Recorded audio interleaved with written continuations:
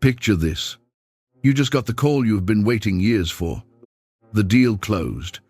The promotion came through. The business finally turned a corner.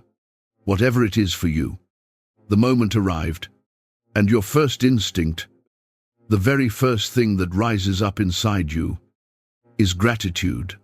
You want to thank God. You genuinely do.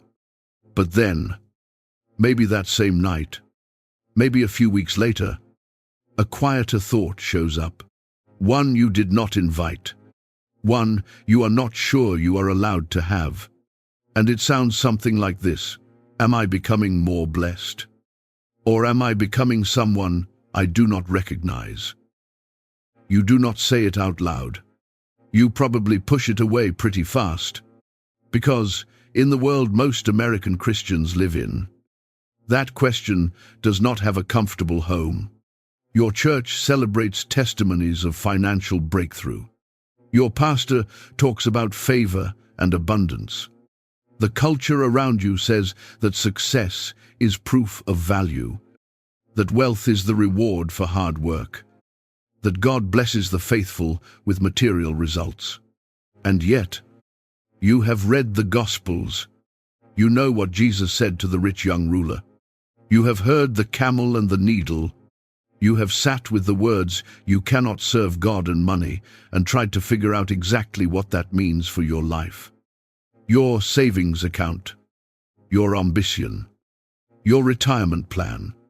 So which is it? Is God proud of you for building something? Or is he concerned about what building it is doing to your soul? Most people never get a straight answer to that question. And the reason is not that the answer is hidden.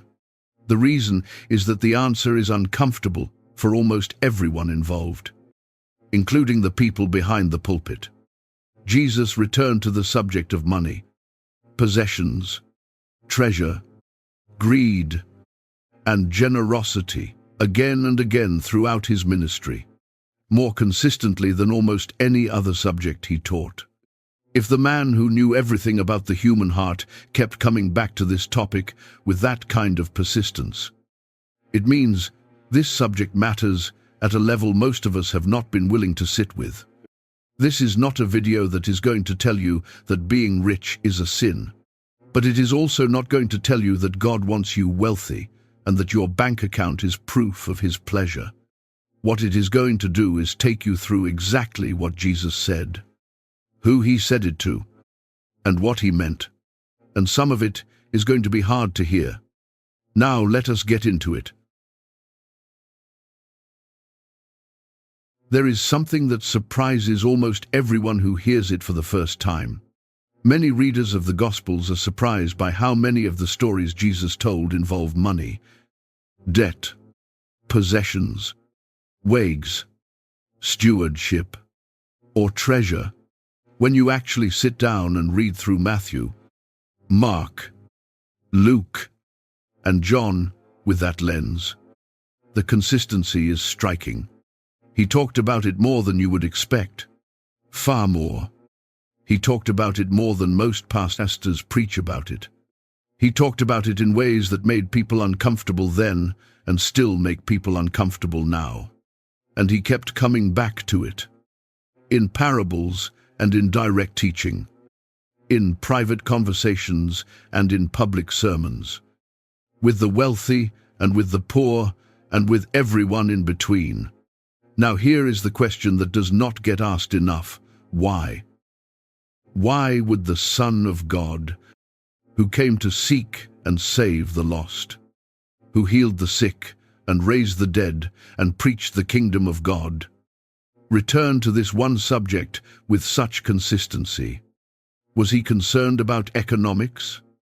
Was he running some kind of financial literacy program for first-century farmers and fishermen? No. Jesus talked about money so much because he understood something that most of us spend our entire lives trying not to fully accept. Money is not just money. In the actual lived experience of a human being, money is a system of meaning. It answers questions. Big question. The kind of questions that people used to bring to God. Questions like, am I safe? Do I have value? Can I control what happens to me? Will I be okay when things fall apart? What do I have to offer the people I love? Money answers all of those questions. It answers them in a form you can see. Count, transfer, and invest. It answers them on demand. And in a world where the alternative is trusting a God you cannot physically see or touch, that is an incredibly compelling offer. That is why Jesus kept coming back to it. Because he was not warning people about a bad habit. He was warning people about a rival. Open your Bible to Matthew chapter 6. Starting at verse 19, Jesus says this, "Do not lay up for yourselves treasures on earth, where moth and rust destroy and where thieves break in and steal. But lay up for yourselves treasures in heaven, where neither moth nor rust destroys and where thieves do not break in and steal." Most people read that passage and hear a financial instruction. Store your investments in the right place. Think about eternity, not just the present. That reading is not wrong, but it is incomplete. Because Jesus does not stop there. He continues, "For where your treasure is, there your heart will be also." Read that sentence slowly, because the order matters more than most people realize. Jesus does not say where your heart is. Your treasure will follow. He says where your treasure is, your heart will follow. Your heart goes to your treasure, not the other way around. Which means you cannot decide to love God deeply while your treasure is planted somewhere else and expect your heart to automatically align with that decision. The heart follows the investment, always. Then Jesus says something that should stop every American Christian cold. No one can serve two masters. For either he will hate the one and love the other, or he will be devoted to the one and despise the other. You cannot serve God and money. The word he uses there is not the ordinary Greek word for money. It is Mammon, and that distinction matters enormously. We are going to spend a full chapter on Mammon a little later because it deserves that kind of attention. For right now, sit with this. Jesus is not giving financial advice. He is making a theological declaration. He is saying that money has the capacity to function as a god in your life. Not a metaphorical god. Not a harmless preference. A genuine rival to the living God. One that competes for the same throne. Then look at what comes next. Luke chapter 12, verse 15. Someone in the crowd calls out to Jesus and asks him to settle a family inheritance dispute. A completely reasonable thing to bring to a rabbi in that culture. And Jesus responds with a warning that has nothing to do with inheritance law. Take care, and be on your guard against all covetousness. For one's life does not consist in the abundance of his possessions. He does not answer the legal question. He goes straight to the spiritual condition underneath the legal question, because he can see what the man asking actually needs to hear. One's life does not consist in the abundance of his possessions. That sentence is a direct challenge to one of the deepest assumptions in American culture. The assumption that more is better, that accumulation is progress, that the person with the most options and the most resources is the most alive. Jesus looks at that assumption and says, "You have confused the container for the content." Now, here is what makes this particularly sharp for an American audience. The United States was built on a particular story about wealth. Work hard, be responsible, build something, and you will be rewarded. That story has produced extraordinary things. It has lifted millions of people out of poverty. It has generated innovation and opportunity on a scale the world has never seen before. There is real good in that story. But at some point, that story got baptized. It got wrapped in scripture verses and carried into the church. And it became a theology. It became the idea that financial success is evidence of God's blessing, that prosperity is the natural result of faith, that the person who is building wealth and the person who is growing spiritually are probably on the same track. Jesus would look at that theology and say what he always said: when something true got twisted into something dangerous, you are missing the point. Your money is not the problem. Your money is a mirror, and what it reflects. When you look at it honestly, when you look at how you think about it, how you worry about it, what you would sacrifice to keep it, and what you would sacrifice to get more of it, is a picture of what you are actually trusting to keep you safe in this world. That is why this subject matters. That is why Jesus would not leave it alone. And to understand just how personal he got with it, we need to meet someone, a young man, successful, serious, moral, religious, the kind of person who would be celebrated in most American churches today, the kind of person who came to Jesus with a genuine question and walked away with an answer he could not bring himself to accept.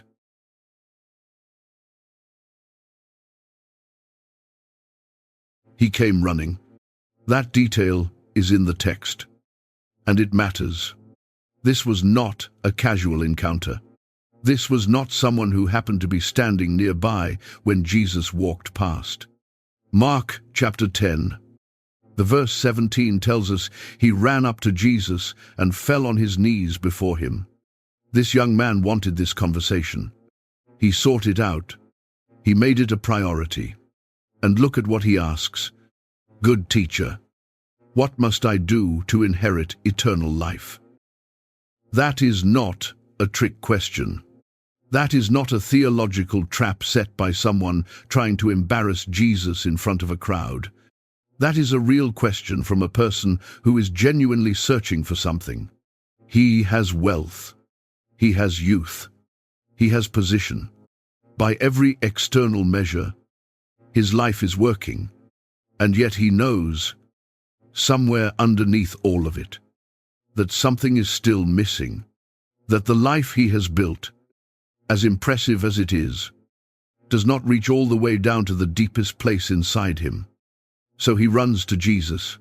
Jesus responds by reciting the commandments. Do not murder. Do not commit adultery. Do not steal. Do not bear false witness. Do not defraud. Honor your father and mother. And the young man says something remarkable. He says, Teacher, all these I have kept from my youth. Now, before we move past that, we need to sit with it for a moment, because the easy thing to do here is to assume he was lying, or deluded, or performing for an audience. But the text does not give us any indication of that. Jesus does not correct him. Jesus does not say, well, have you really? Jesus does not challenge the claim. What the text says next is the most important sentence in the entire story.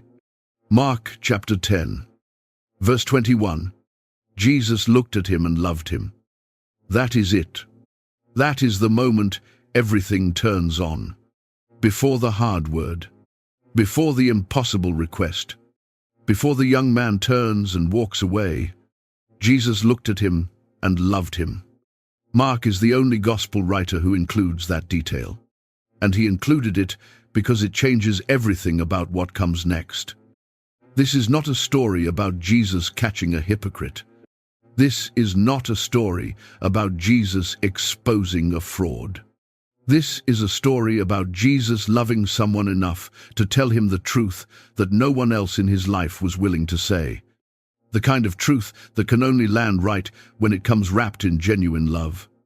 And Jesus loved this young man genuinely, completely, before he said a single difficult word. Something in this young man was clearly drawn to Jesus in a way that went beyond curiosity. He wanted what Jesus carried. He could sense it, and Jesus could see him fully. Every corner of his heart, every hidden room, every carefully locked door, and loved him anyway. Then Jesus says, "You lack one thing. Go, sell all that you have and give to the poor, and you will have treasure in heaven. And come, follow me." One thing, not a list, not a program, not a set of reforms to implement over the next several years. One thing, singular, specific, targeted with the precision of someone who could see exactly what was holding this particular soul at arm's length from the freedom he was standing right in front of. And here is what we need to understand clearly. Jesus was not issuing a universal command that every wealthy believer must liquidate their assets and give everything to charity. He was not establishing a new law of poverty as the entry requirement for discipleship. He was doing something far more personal than that. He was performing surgery. Jesus could see what this young man could not see about himself. He could see that the wealth was not just wealth. It had become something else. It had become the answer to questions that only God is supposed to answer. It had become the proof of his worth, the source of his security, the foundation of his identity. The money had taken up residence in the place that was meant for God alone. And the only way to find out if that was true was to ask him to let it go. The young man's response tells us everything. He went away sorrowful, for he had great possessions, not angry, not defensive, not argumentative, sorrowful, which means he understood exactly what Jesus was saying. He was not confused about the instruction. He was not going home to pray about it and come back next week with more questions. He understood, and the understanding broke him open. And what poured out was grief, because something in him wanted to say yes. That much seems clear from the way he came, the way he knelt, the way he had been keeping those commandments his whole life. He was not a man without spiritual hunger. He was a man whose spiritual hunger had a ceiling, and that ceiling was built out of everything he owned. Think about what that means for a moment. He did not consciously decide to choose money over God. He did not sit down and weigh the options and conclude that his portfolio was more valuable than eternal life. It was not a rational calculation. It was a revelation. The moment Jesus asked him to let go, he discovered for the first time that he could not, that the thing he thought he owned actually owned him. That what he had assumed was a possession had quietly become a prison, and the door had locked so gradually that he never noticed it happening. That is how this works. And that is what makes this story so dangerous for a modern American audience. Because this young man was not a bad person. He was not corrupt. He was not greedy in any obvious, visible way. He was disciplined and religious and serious about his spiritual life. He was the kind of person who gets asked to serve on the elder board, the kind of person who tithes faithfully and volunteers on weekends and talks about his faith without embarrassment. And he was not free. His wealth had woven itself so deeply into his identity, his sense of safety, his picture of the future, that when Jesus offered him something better, something real, something that would have actually answered the question he came running to ask, he could not take it. The hand was extended. The invitation was standing open. And the greatest obstacle between this man and the life he was desperate for was the life he had already built. So he walked away, and Jesus watched him go. There is no indication in the text that Jesus called after him. No second chance offered in the moment. No softened version of the instruction. No negotiated middle ground. Jesus let him walk, because love does not chase people into freedom. Love makes the offer, tells the truth, and then respects the choice, even when the choice is devastating to watch. Now here is the question that this story plants inside every person who reads it honestly. If Jesus looked at you with that same love today, the same clear-eyed, fully informed, completely genuine love he had for this young man, and he asked you the same kind of question, not necessarily about selling your possessions, but about the specific thing that has taken up residence in the place that belongs to God alone, what would he point to? And more importantly, what would you do? That question has no comfortable answer, and it is meant to stay with you as we keep going, because the young man's story is not finished yet.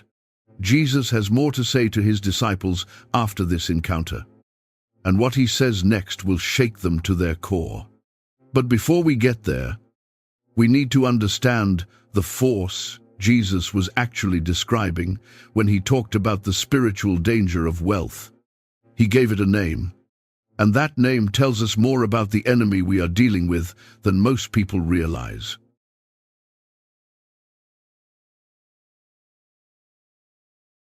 Jesus did not call it money. He could have.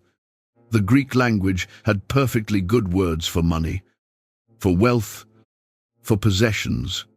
Jesus used those words in other contexts. But in Matthew chapter 6, verse 24, when he was getting at the deepest spiritual reality of what wealth can become in a human life, he did not reach for any of those words. He said Mammon, and that choice was deliberate. Mammon is an Aramaic word, the language Jesus likely spoke in his everyday life. Scholars have debated its exact origins, but the weight of the word is not really in dispute. Mammon refers to wealth that has been elevated beyond its proper place. Wealth that has become a trust, a reliance, a source of confidence that should belong to God alone. It is not just money. It is money that has learned to act like a god. And when Jesus says, you cannot serve God and mammon, the word he uses for serve is the Greek word that means to be owned by a master, not to enjoy something, not to make use of something, to be organized around it, to have your decisions, your fears, your sense of the future shaped by it. You cannot be owned by God and owned by mammon at the same time. The arrangement is mutually exclusive. And the reason it is mutually exclusive is because mammon and God are making the same promises. This is the part that most teaching on money skips over, and it is the most important part. Think about what God offers the people who trust him. He offers security, peace that passes understanding, a refuge and a fortress, a shepherd who makes sure you do not lack what you need. He offers identity. You are his child, chosen, loved, valuable, not because of what you produce, but because of who he is. He offers freedom. The truth will set you free.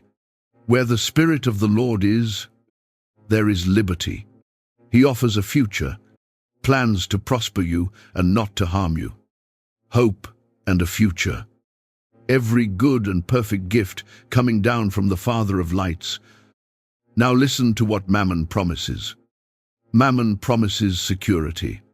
Get enough money and nothing can hurt you. Build enough of a cushion and you can absorb any crisis. Most Americans have felt this promise working on them at some level.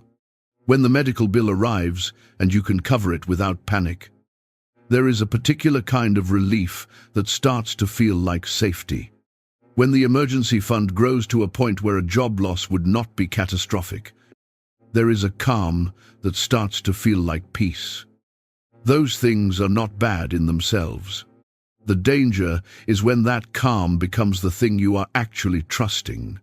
When the question, will I be okay, gets answered not by God but by a number in an account, Mammon promises identity. In America, especially, what you have earned and what you have built is deeply tied to who you are.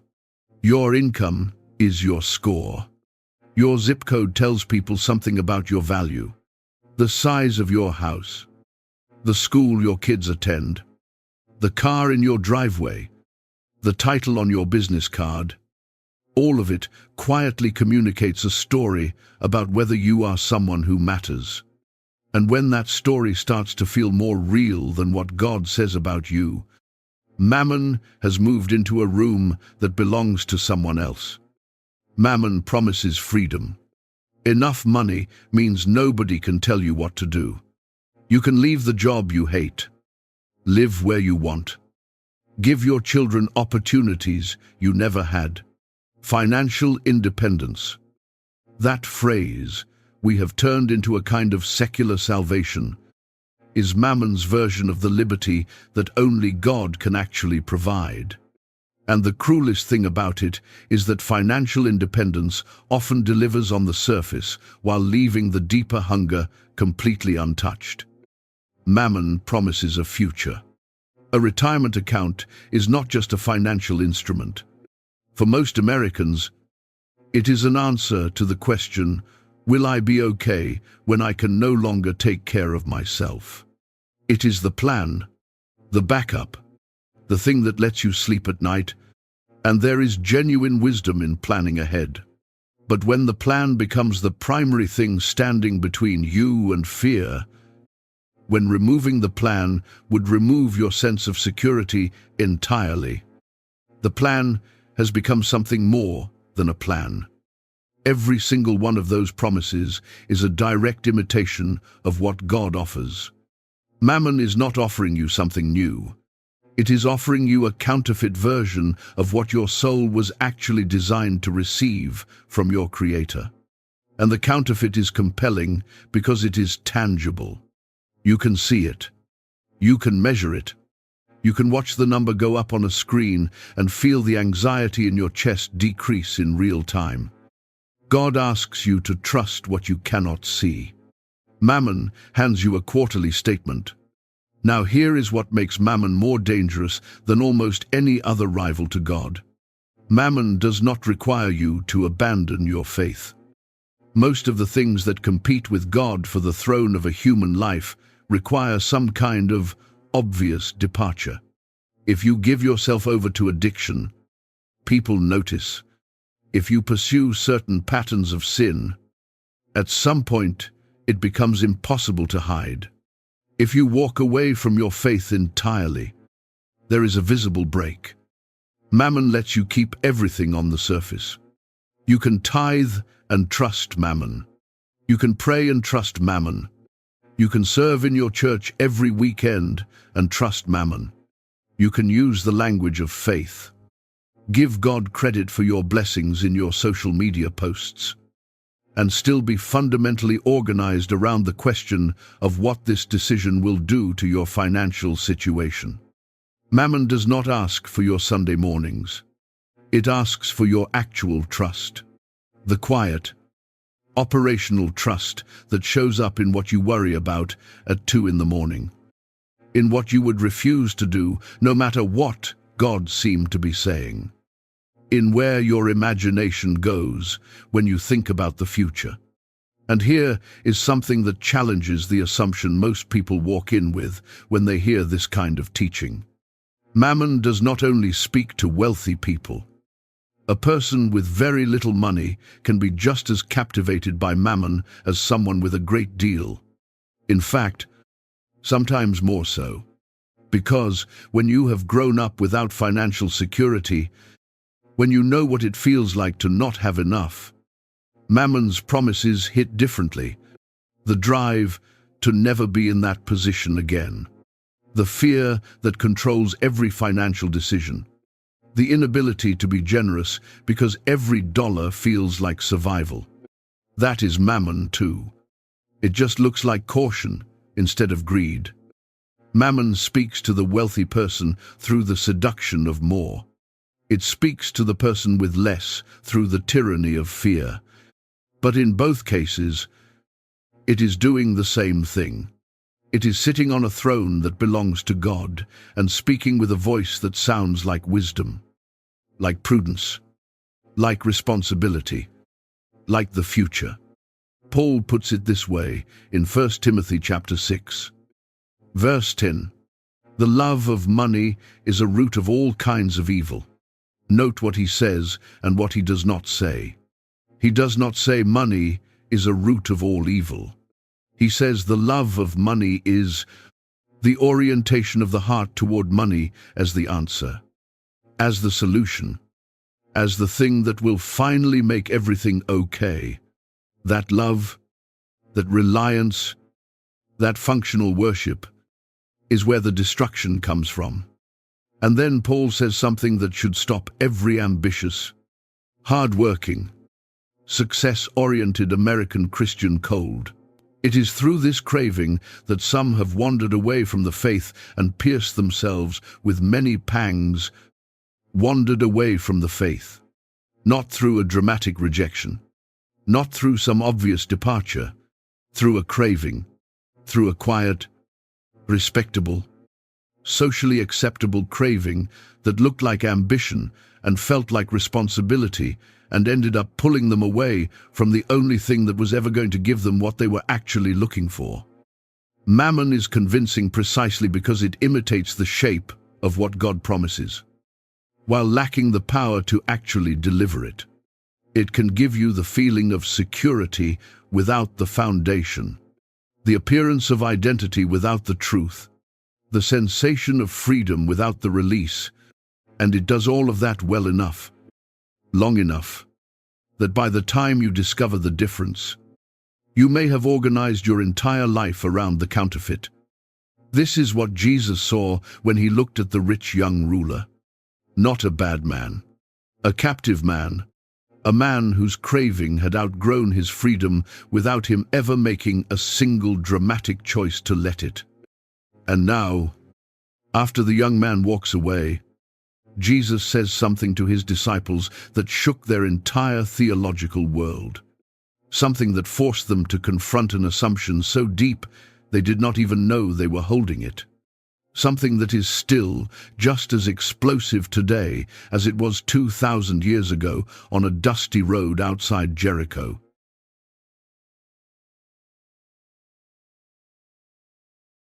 The disciples had just watched something devastating. A young man, the kind of person they probably admired, maybe even envied, had come to Jesus with everything going for him and walked away with nothing resolved. The encounter should have ended in celebration. It ended in grief. And as they watched him disappear into the crowd, Jesus turned to his disciples and said something that stopped them cold.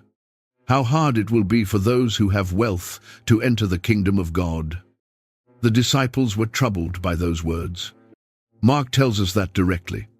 But then Jesus said it again. And this time he reached for an image so vivid, so deliberately impossible, that nobody in that group would ever forget it. It is easier for a camel to go through the eye of a needle than for a rich person to enter the kingdom of God. Now we need to be honest about something here. There is a long tradition in Christian teaching of softening this statement.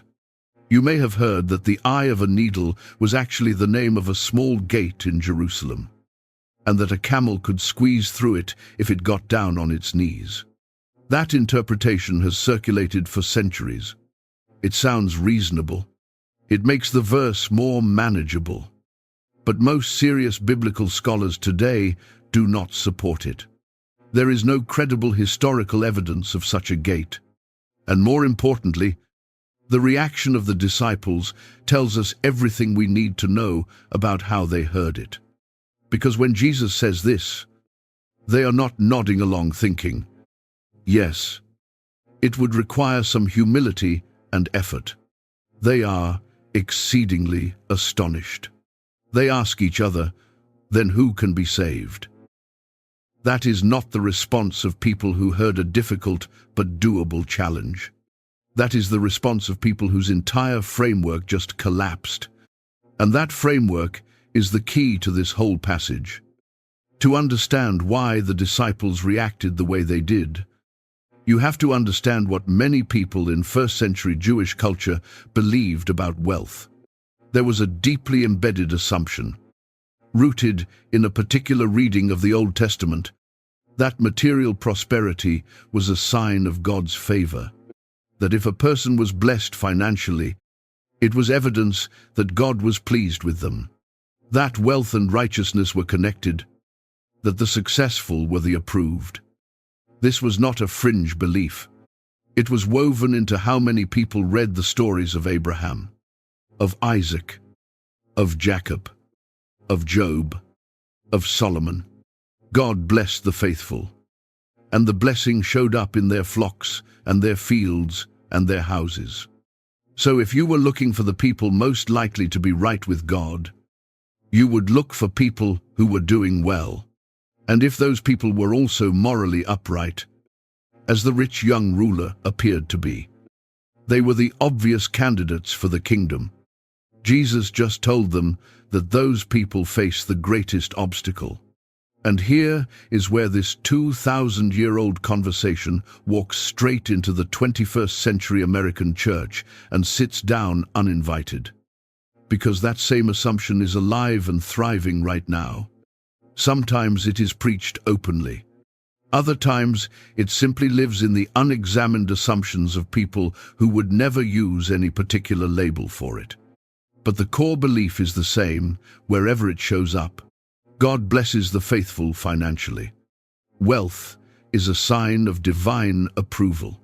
The person who is prospering materially is the person God is most pleased with. And if you are struggling financially, the implication is that something in your faith needs attention. Jesus walked right up to that assumption and broke it in one sentence. But here is where the passage takes a turn that most people miss entirely.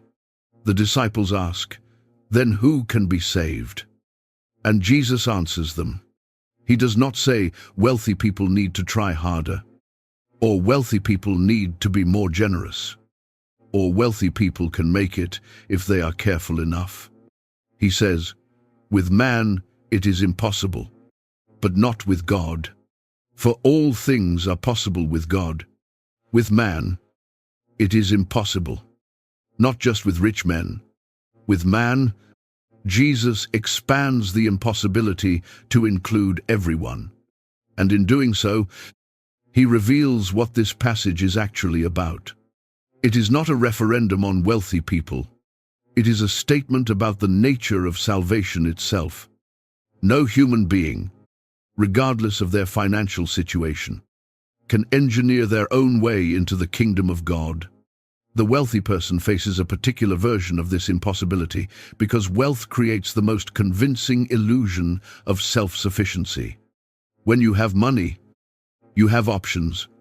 You have leverage.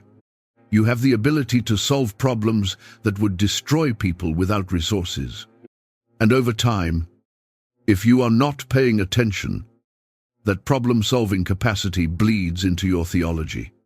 You start to believe, at an operational level, that most things can be handled if you have enough resources and enough intelligence to deploy them correctly. The kingdom of God cannot be handled. It cannot be purchased, earned, or strategically acquired. It can only be received, and receiving it requires the kind of open-handed, empty-pocketed dependence that wealth makes genuinely difficult to sustain. That is the camel. That is the needle. It is not that wealthy people are worse than everyone else. It is that their wealth gives them the most powerful available substitute for the posture of need that the kingdom requires. The disciples were not shocked because Jesus was being harsh toward a demographic. They were shocked because the person they would have bet on most confidently, the person who seemed to have the most evidence of God's favor in their life, just turned out to be the person with the hardest road ahead. Their whole system for identifying who was close to God had just been exposed as unreliable. And the answer Jesus gives them is the answer that should reset everything. With God, all things are possible. The impossibility of the camel and the needle is answered not by a smaller camel or a larger needle, but by a power entirely outside the transaction. Grace does not widen the gate for people who qualify. Grace carries people through who could never qualify on their own. And that changes the question entirely. The question is not whether a wealthy person can be saved. Of course they can. The question is whether a wealthy person is willing to stand in the same posture before God as the person who has nothing, whether they can acknowledge that their portfolio, their connections, their options, their carefully constructed security, none of it counts toward the entrance fee. Whether they can receive what cannot be earned with the same open hands as someone who has nothing else to hold. That is the hard question underneath the camel and the needle. And it is a question that every generation of comfortable Christians has tried to find a way around. There is no way around it. Jesus made sure of that. Now he is going to tell a story. And in this story, he is going to paint a portrait so accurate, so precise in its detail, that an entire culture will see itself in it 2,000 years after he told it. If the rich young ruler was a person Jesus loved enough to confront directly, the man in this next parable is the warning Jesus gave about what happens when that confrontation never comes.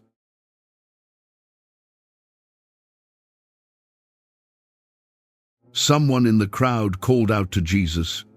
Luke chapter 12, verse 13. The man wants Jesus to intervene in a family inheritance dispute. His brother is not dividing the estate fairly.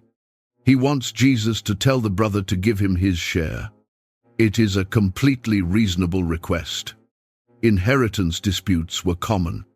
Rabbis were often asked to mediate them. The man was not asking for anything outrageous. He just wanted what was his. And Jesus refuses to arbitrate. But the way he refuses is what matters. He says, "Man, who made me a judge or arbitrator over you?" And then immediately, before the man can respond, Jesus turns to the whole crowd and says, "Take care, and be on your guard against all covetousness. For one's life does not consist in the abundance of his possessions." He looked at a legal question and saw a spiritual condition underneath it. He heard a property dispute and diagnosed a heart problem. And then he told a story. A rich man's land produced abundantly. This is the setup, and it is important. The abundance is not presented as the problem. The land produced. That is just what happened. There is no suggestion of theft or exploitation or dishonesty in how this man got what he has. He was in the right place at the right time. His farm had a great year, and now he has more than he knows what to do with. So he thinks, and what he thinks is this: what shall I do? For I have nowhere to store my crops. And he says, I will do this. I will tear down my barns and build larger ones. And there I will store all my grain and my goods. And I will say to my soul, Soul, you have ample goods laid up for many years. Relax, eat, drink, be merry. Count the first-person references in those few verses. My crops, my barns, my grain, my goods, my soul. I will do this. I will tear down. I will build. I will store. I will say. 11 references to himself in a handful of sentences. And not a single word directed at God. Not a single word directed at a neighbor. Not a single question about whether anyone else might have a need that his abundance could meet. The entire conversation is him, talking to himself, about himself, for himself. That is the diagnosis before God says a word. The diagnosis is already visible in the grammar. Then God speaks. He says, "Fool, this night your soul is required of you, and the things you have prepared, whose will they be?" One word before the verdict. Fool. In the wisdom tradition of the Old Testament, a fool is not primarily a person who lacks intelligence. A fool is a person who lives as though God is not real or not relevant. Not necessarily someone who has formally rejected God, but someone whose practical, day-to-day decision-making proceeds as if God were not a factor. The fool has not necessarily stopped believing in God. The fool has just stopped building that belief into the architecture of their actual life. And this man was not stupid. He was a planner. He was strategic. He thought ahead. He made sensible decisions about resource management. By every metric the world uses to evaluate a person's wisdom, he was doing everything right. He just forgot to include eternity in his spreadsheet. Now here is where this parable becomes something different from a first-century farming story. This parable is a portrait of a culture. Think about the dominant financial narrative in the United States right now. Work hard in your 20s and 30s. Build your career. Grow your income. Invest consistently. Max out your retirement accounts. Buy property. Build equity. And then, somewhere in your 60s, reach the moment where you have enough accumulated that you can finally relax. Eat. Drink. Be merry. Take the vacations you postponed. Live the life you were building toward. Now pause right there, because this needs to be said clearly. Planning for the future is not the sin. Saving for retirement is not the sin. Building financial security for your family is not the sin. Scripture itself praises prudence. Proverbs speaks well of the ant that stores provisions in summer. There is real wisdom in preparation. There is genuine responsibility in thinking ahead. The danger begins when preparation becomes a substitute for dependence. When the retirement account answers the question, "Will I be okay?" so completely and so finally that God is no longer part of the answer. When the plan becomes so thorough that there is no longer any practical need to trust anything beyond your own capacity to execute it, that is what happened to the man in the parable. He did not make a single decision that any responsible financial planner would criticize. He diversified. He built infrastructure. He planned for the long term. He was going to be comfortable. He just did not know that his soul had an appointment that night that no amount of financial planning could reschedule. Here is what makes this parable particularly sharp for an American audience, and why I think Jesus would tell this exact story in this exact country right now. America is extraordinarily good at building bigger barns. The entire infrastructure of modern financial life. The retirement accounts. The investment platforms. The real estate market. The insurance products. All of it exists to help people do exactly what this man was doing. Store the abundance. Protect it from loss. Make sure there is enough set aside for the future. Plan for every contingency. And there is genuine value in all of that. But there is also a spiritual danger embedded in it that almost nobody talks about. Because the entire system is built on the premise that the future is something you can secure through sufficient preparation. It is not. Your soul has appointments that your barn cannot protect you from. Your body has a timeline that your portfolio cannot extend. The things you are working so hard to accumulate will belong to someone else the moment you are gone. And you will stand before God with exactly what you had the day you were born, which is nothing that can be measured in dollars. Jesus is not saying stop planning. He is saying plan for the whole thing. Plan for the life that goes on after this one. Lay up treasure in the place where moths cannot eat it and markets cannot crash it. Build something that will still be standing on the day your soul is required of you. And then he says the line that closes the parable and opens a door into everything else. So is the one who lays up treasure for himself and is not rich toward God. Rich toward God. That phrase is going to matter a great deal before this video is over. But right now, after 2 stories of wealthy people who ended up in some form of spiritual captivity, and after a full chapter on the God that wealth can become, we need to meet someone who shows us that the story does not have to end that way. Someone who was, by any reasonable standard, the last person you would expect Jesus to walk toward. Someone whose encounter with Jesus turned out to be the most hopeful thing in this entire conversation.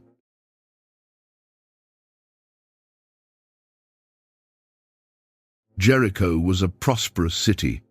It sat at the crossroads of major trade routes in first-century Judea, which meant it generated significant tax revenue, which meant the Romans needed someone trustworthy to collect it, which meant that person would become very wealthy and very despised in roughly equal measure. Zacchaeus was that person. Luke chapter 19 tells us he was a chief tax collector. Not just a tax collector, but the chief one. He had climbed to the top of a system that was already deeply resented by the Jewish population. Tax collectors in that era were not civil servants drawing a government salary. They were contractors who paid Rome for the right to collect taxes in a given region, and then collected as much as they could get away with, keeping the difference as profit. The system was built for exploitation, and the people who rose to the top of it were the ones who were best at exploiting it.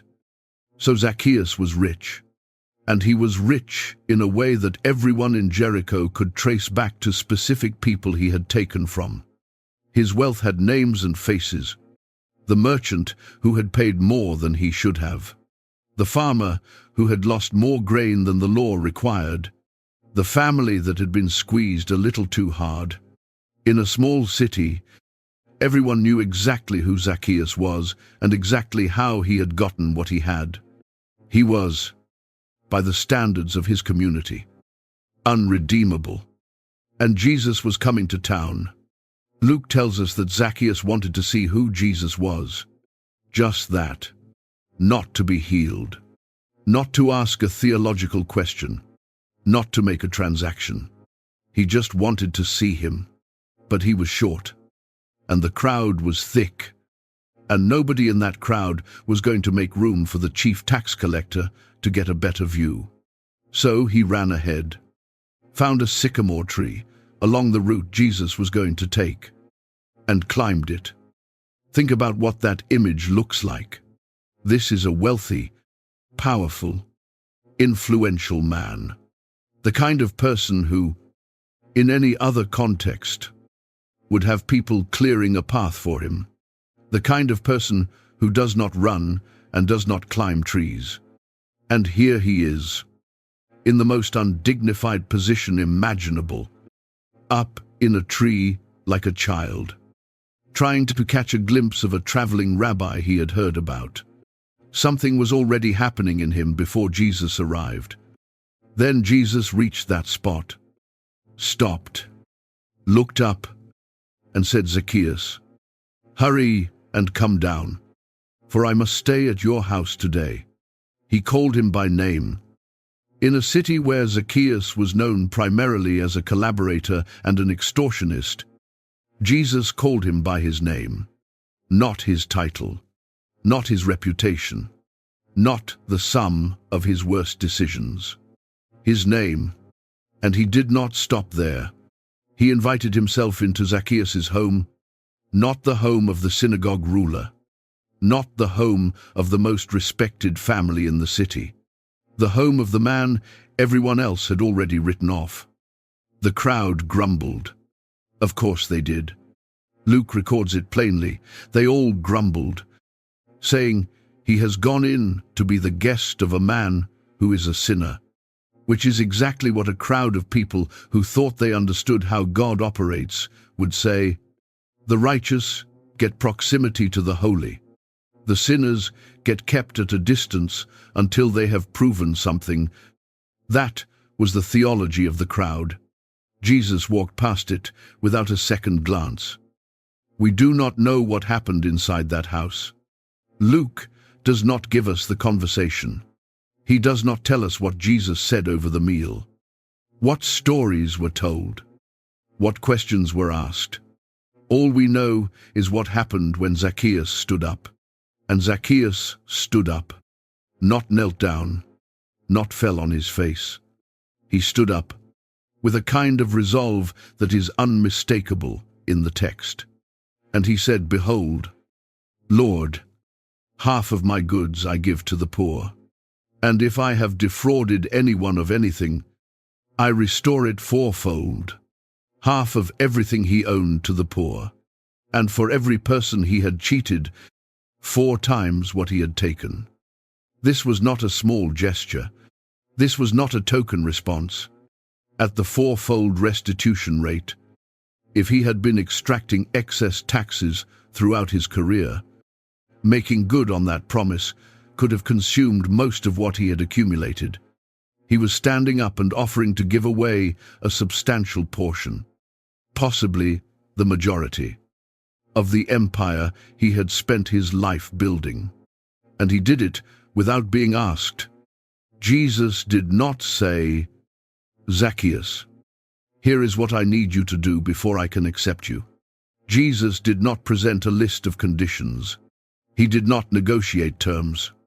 He walked into the man's house, sat at his table, and loved him so thoroughly and so unconditionally that Zacchaeus stood up a different person than the one who had climbed that tree.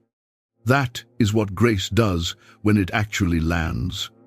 Now compare this moment to the rich young ruler, because the contrast is the whole point. The rich young ruler came to Jesus with a clean record.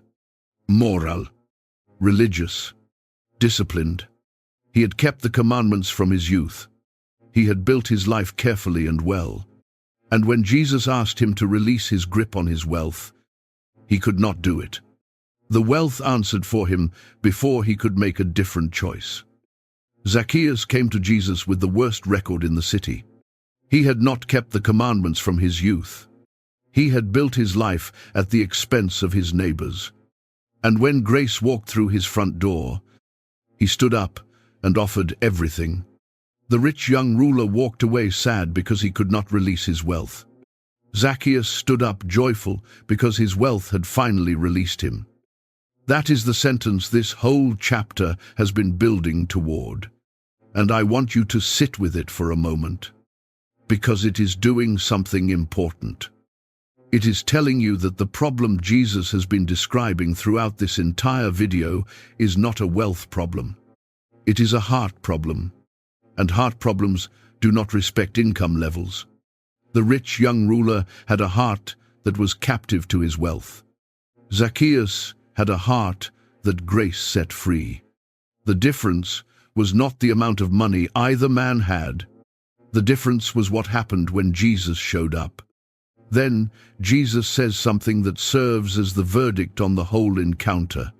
Today, salvation has come to this house, since he also is a son of Abraham. A son of Abraham. The crowd had written Zacchaeus off as beyond the reach of the covenant. Jesus declared him fully inside it. And the evidence was not a prayer he prayed or a doctrine he affirmed. The evidence was a changed relationship with his money, which tells us something crucial about how Jesus reads a genuine transformation.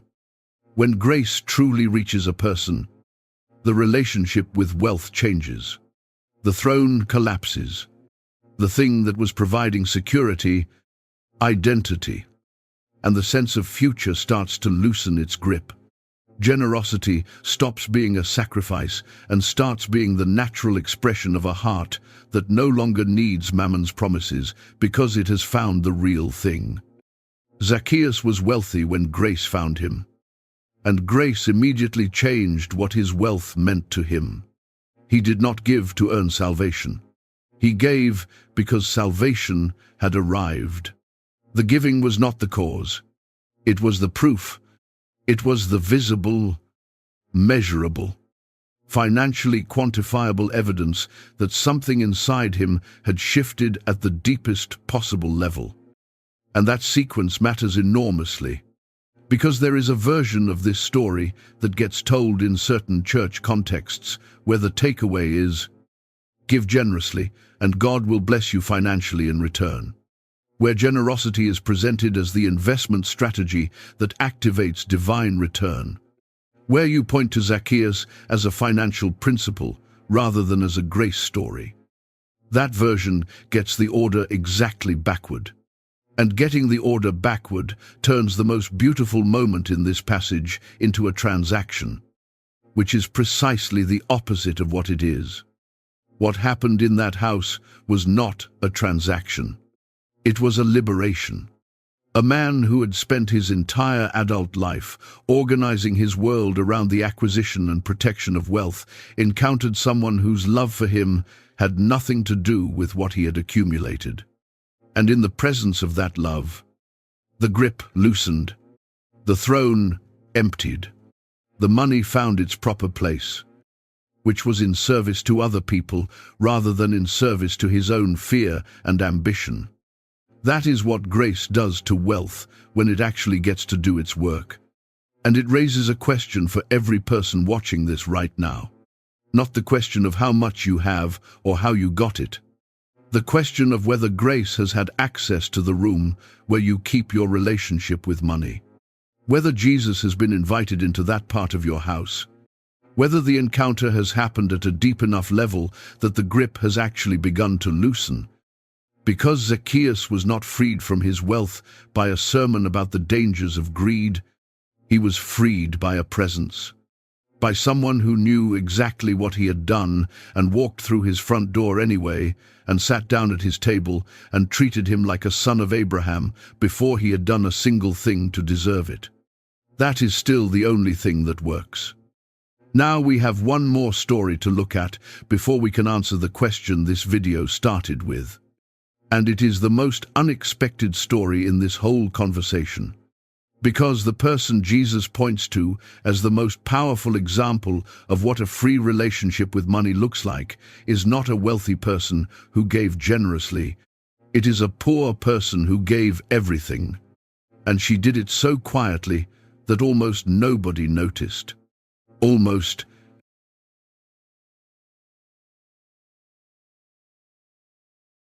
Jesus sat down. That detail in Mark chapter 12 is easy to read past, but it is worth slowing down for. Jesus was in the temple in Jerusalem during the final week of his life. The city was packed with Passover pilgrims. The religious tension was escalating. The confrontations with the Pharisees and scribes had been intense and public. There was an enormous amount happening around him. And in the middle of all of it, Jesus sat down across from the treasury and watched.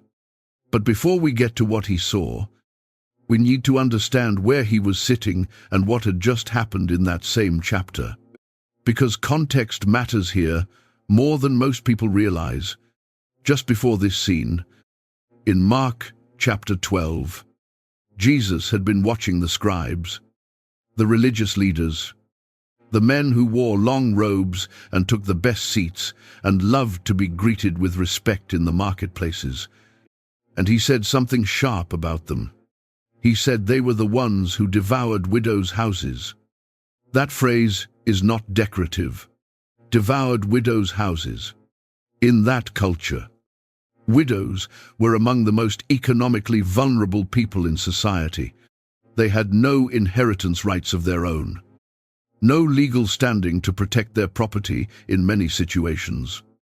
And they depended heavily on the goodwill of religious and community leaders to survive. And Jesus said that some of those leaders were exploiting that vulnerability, taking from the people who had the least to give. So when Jesus sits down across from the treasury immediately after, saying that, and when a widow appears, he is not watching with neutral eyes. He has just named the system that grinds people like her down. And what he is about to point to is not an endorsement of a system that pressures the poor to give beyond their means. It is a revelation of a heart that trusted God in a place where every earthly reason for trust had been stripped away. That context changes everything about what this story means. Jesus watched people bring their offerings. Mark tells us that many rich people put in large sums. No names given.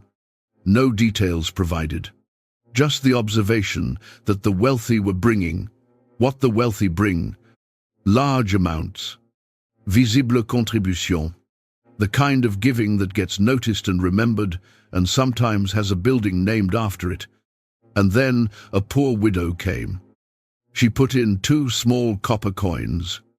In the Greek, the word is lepton, the smallest coin in circulation. 2 of them together were worth a fraction of a day's wage.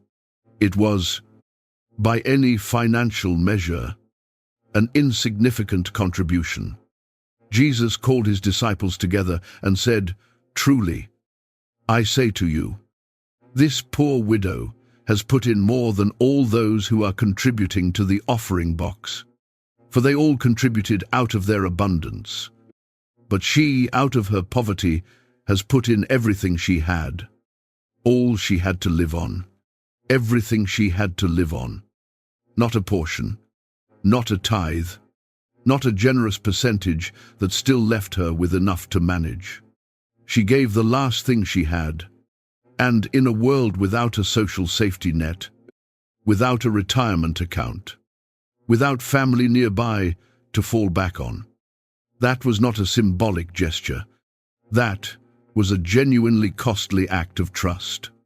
And Jesus said, she gave more than everyone else combined.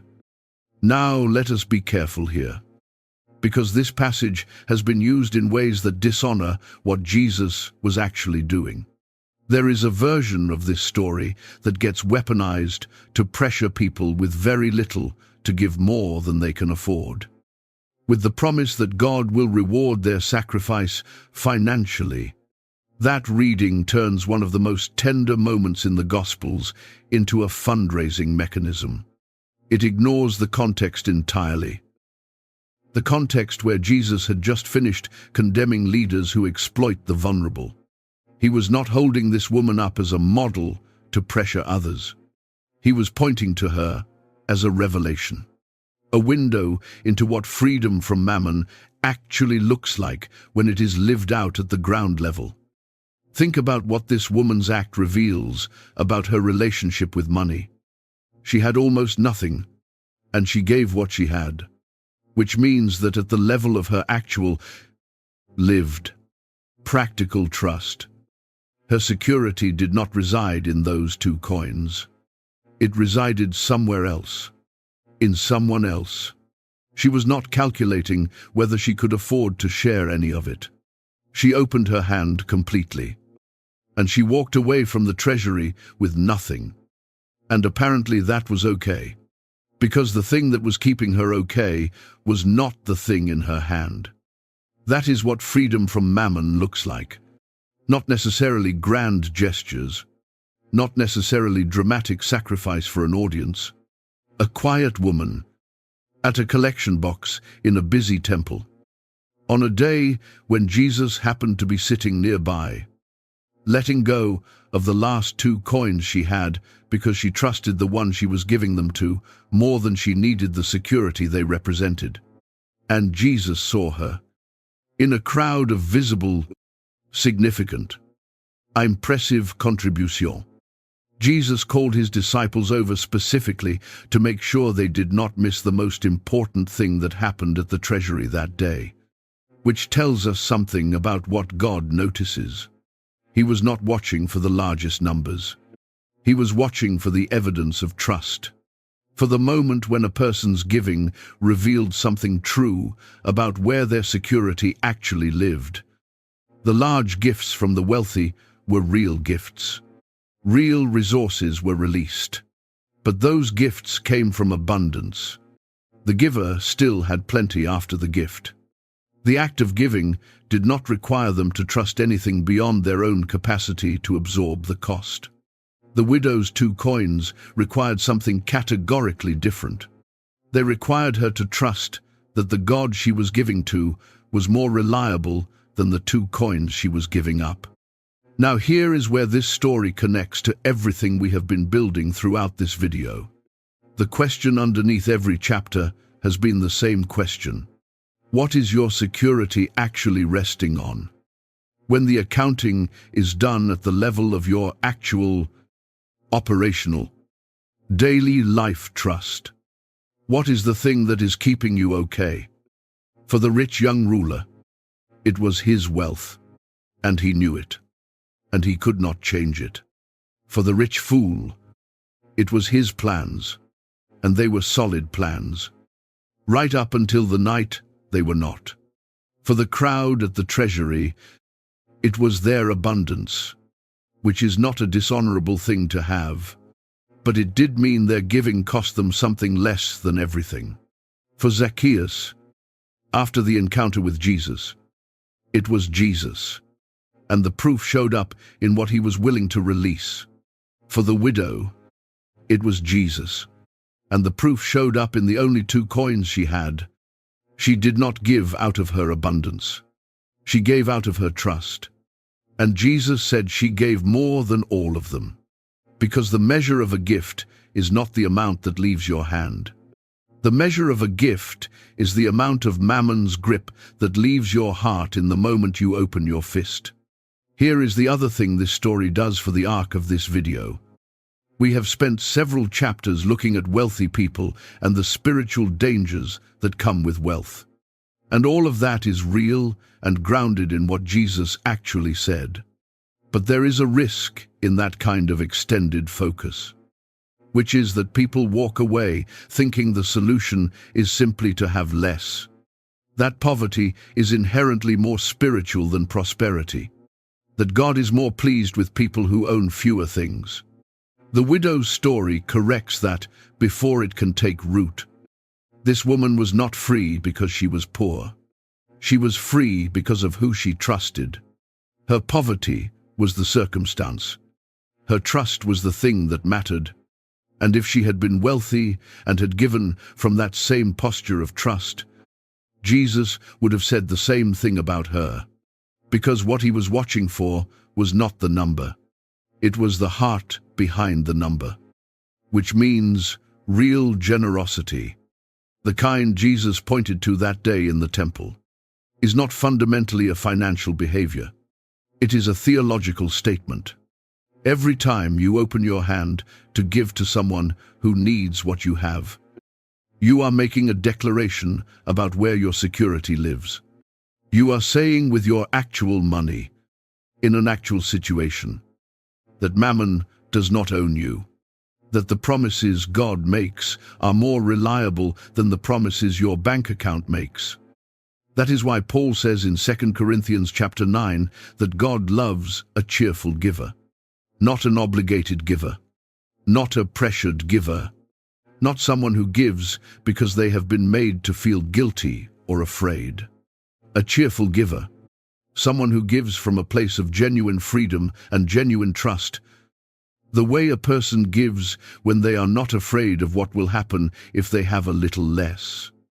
When money leaves your hand for the sake of love, it loses some of its power over your heart. Every act of genuine generosity is a small act of liberation.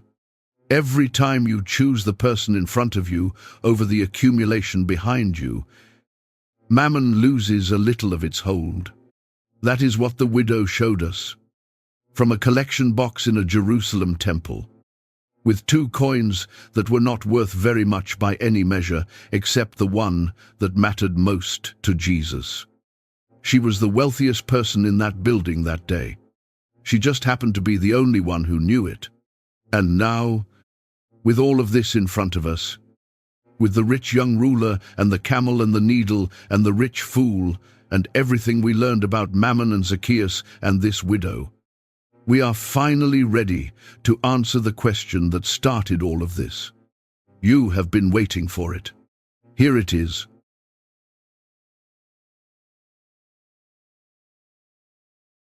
Here is the answer. No, the Bible does not teach that wealth is automatically sinful. It does not teach that poverty is automatically holy. It does not teach that God is more pleased with people who have less or more suspicious of people who have more. Abraham was wealthy. Job was wealthy. Joseph of Arimathea, the man who gave his own tomb for the burial of Jesus, was a rich man. Lydia, one of the first converts in Europe and a key supporter of the early church, was a successful businesswoman. Zacchaeus was wealthy when grace found him, and grace immediately changed what his wealth meant to him. Wealth itself is not the problem, but here is where it gets harder. Jesus returned to the subject of money, possessions, treasure, greed, and generosity again and again throughout his ministry. More consistently than almost any other subject, he taught. And he did not do that because he was anti-wealth or because he wanted his followers to be poor. He did it because he understood something about the human heart that most of us spend our entire lives trying not to fully accept. Wealth is never spiritually neutral. It is not evil in itself, but it is powerful in a way that almost nothing else in human life is powerful. It offers, in a form you can see and count and control, the exact same things that only God can actually deliver: security, identity, freedom, dignity, a future worth looking forward to. And it does all of that convincingly enough, and for long enough, that a person can organize their entire inner life around the promises of Mammon while still using all the language of faith on the outside. That is why Jesus kept coming back to this subject. That is why he told the rich young ruler to sell everything. That is why he said, the camel and the needle. That is why he called the man with the full barns a fool. That is why he sat down across from the treasury and watched until he found the one person whose giving revealed a heart that Mammon had not managed to claim. He was not anti-wealth. He was pro-soul. And he loved people enough to warn them about the thing that is most capable of quietly stealing the life he came to give. So the real question, the question underneath the question you came here with, is not whether having money is a sin. The real question is what your money is doing to you, what it has become in the architecture of your inner life, whether it is a tool in your hands or a throne in your heart. And the only way to find out honestly is to ask yourself some questions that most people avoid. Here is the first one. When your financial situation is uncertain, when the income is unstable or the market is down or an unexpected expense arrives, what happens inside you?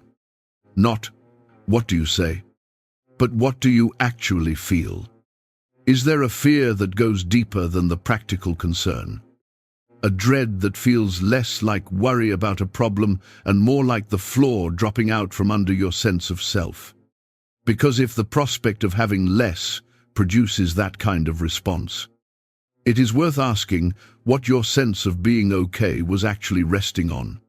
Security that evaporates when the numbers change was never the security that God provides.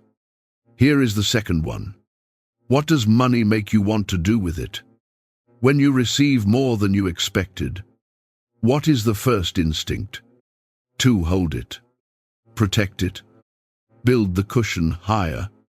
Or is there a genuine, unforced pull toward generosity, toward the person you know who has a need? toward the work in the world that could use what you have? The answer to that question is not a moral judgment. It is a diagnostic. It tells you something true about whether Mammon has taught your heart to think of what you have as yours to keep or yours to steward. Here is the third one.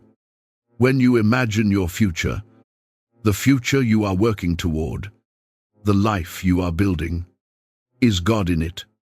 Not as a background detail, not as someone you will have more time for once the financial pressure eases. Is there an actual vision of what your resources are for that goes beyond your own comfort and your own family's security? Is there something in your picture of the future that would require God to show up? Because it is beyond what you could accomplish with what you currently have or expect to have. A future that can be fully funded by your own accumulation is a future that may not need God in any practical way.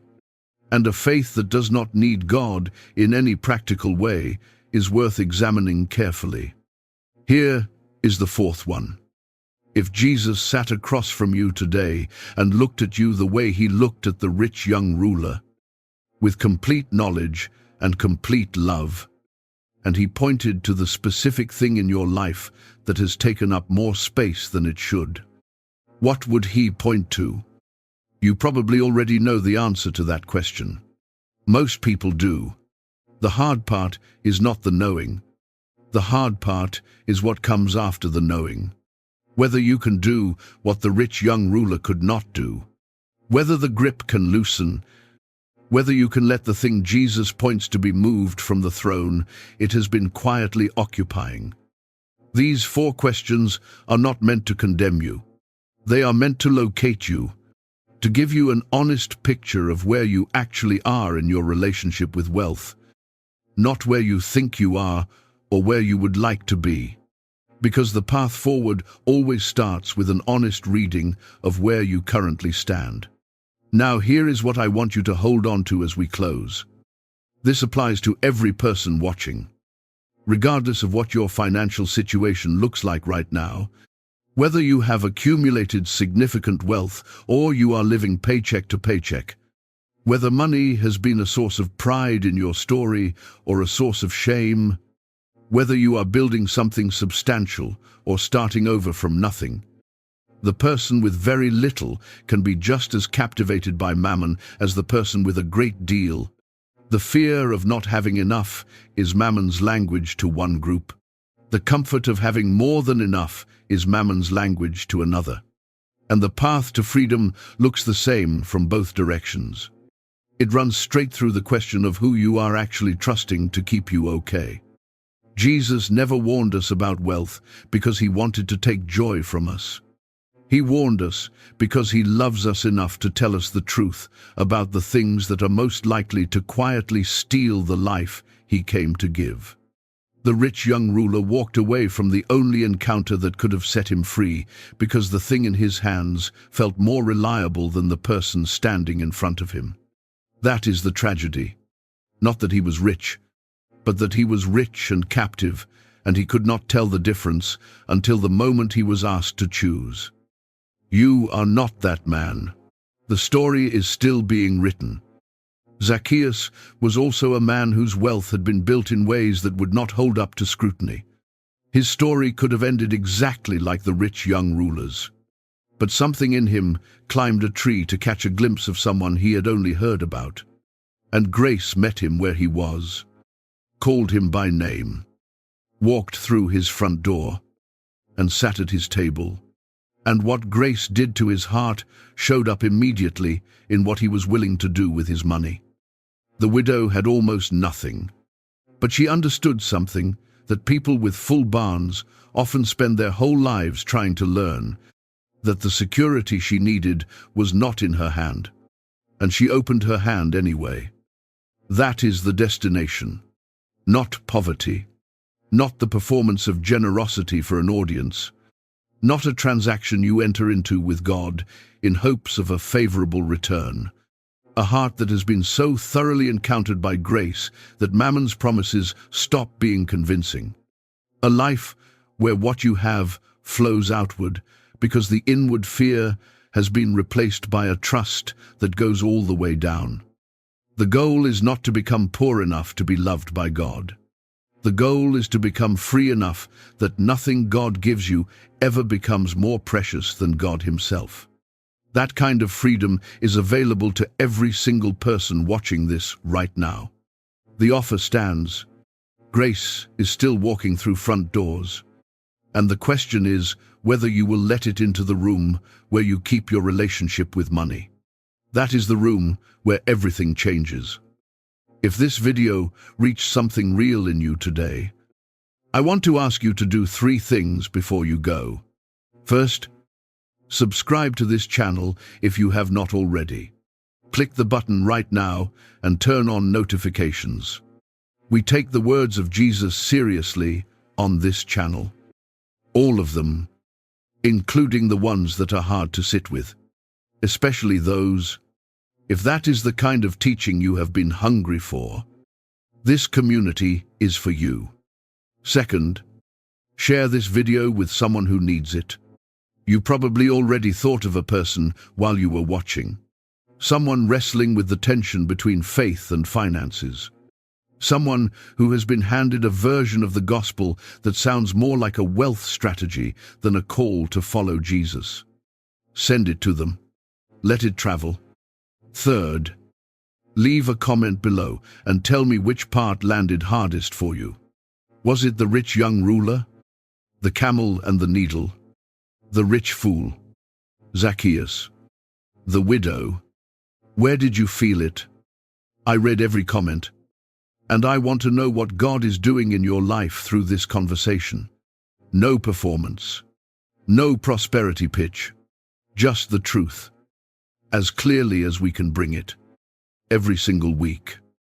May God bless you with the kind of wealth that cannot be stored in barns, the kind that goes with you, the kind that was never Mammon's to promise in the first place. We will see you in the next one.